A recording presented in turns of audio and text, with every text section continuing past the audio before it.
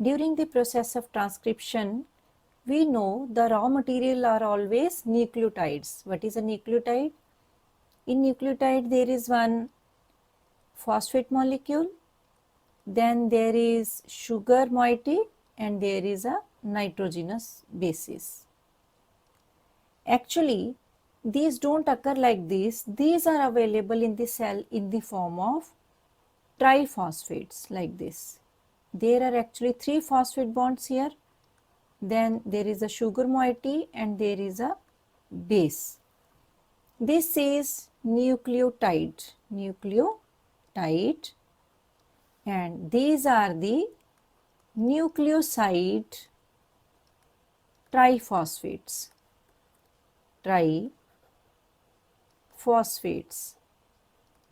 So this is actually the raw material. So first, when one nucleoside triphosphate comes for the formation of RNA polymerase, and this is our second nucleoside triphosphate. So this raw material occurs like this in the cells, and suppose this is the third nucleoside triphosphate. Why nucleoside triphosphate? This structure is actually nucleoside. This is nucleosides, these are the triphosphates. When the bond is formed in between these nucleoside triphosphates, these 2 phosphate moieties are removed in the form of pyrophosphate. So this gets removed here, and also this moiety is removed in the form of pyrophosphates. So actually, when a chain is formed, it's formed like this. This is our first moiety, nucleoside triphosphate, like this. This is sugar, this is base. Now this has been removed, this portion. So we are left with phosphate, sugar and base. This portion, we are left with only this portion.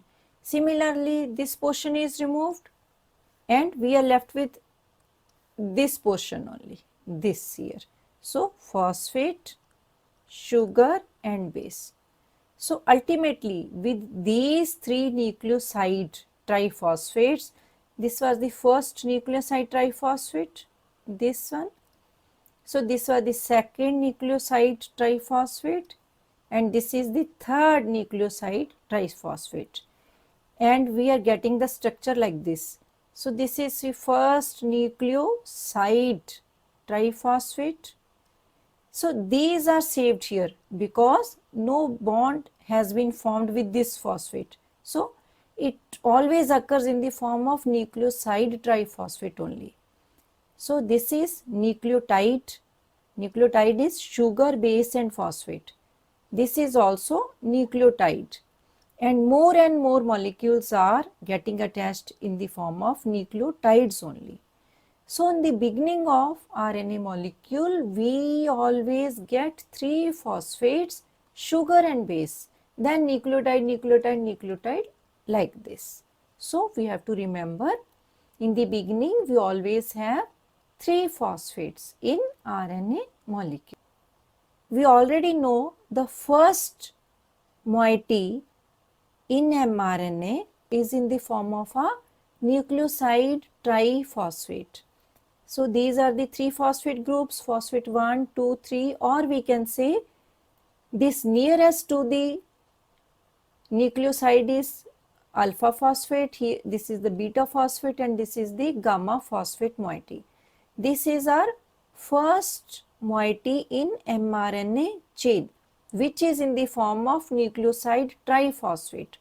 All the others are in the form of nucleotides. This is the 5' end of the mRNA chain. For the 5' capping, first guanosine triphosphate comes. This is the guanosine moiety, this is the alpha phosphate, this is the beta phosphate and this is the gamma phosphate.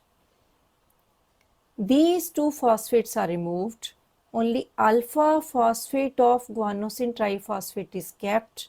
Similarly, this phosphate is removed and a bond is formed between these 2.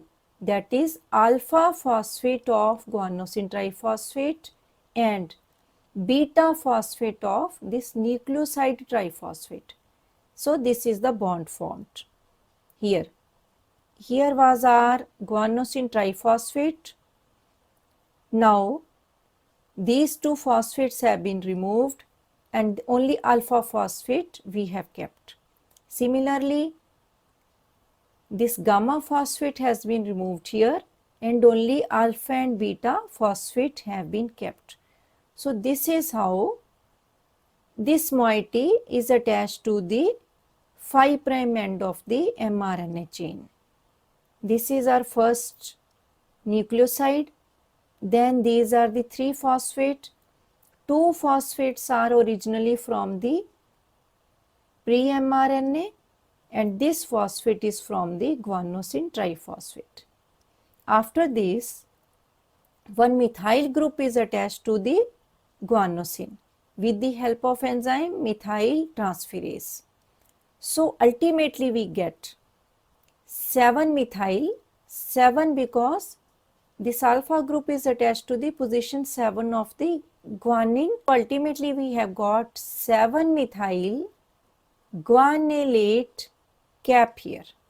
This cap is attached to the pre-mRNA. So 2 phosphate group from the original mRNA chain are retained. This guanylate moiety is attached here and methyl group is attached to the position 7 of the guanine here. So this is how 5' capping is done. What's the use of 5' capping? First is it protects against the exonucleases. So these nucleotides are protected against the action of the exonucleases. Now this end is not free. Now we have got the 7 methyl at the end. So this capping protects against the action of the exonucleases and it helps in the transport of the mRNA from the nucleus to the cytoplasm. It promotes the translation also and it helps in the splicing. So what is the splicing? Suppose this is our mRNA chain. There are many exons here and introns in between. So this is exon, this is the intron, this is exon. These portions are useful for translation and these are the intervening portions. Introns are the intervening portion.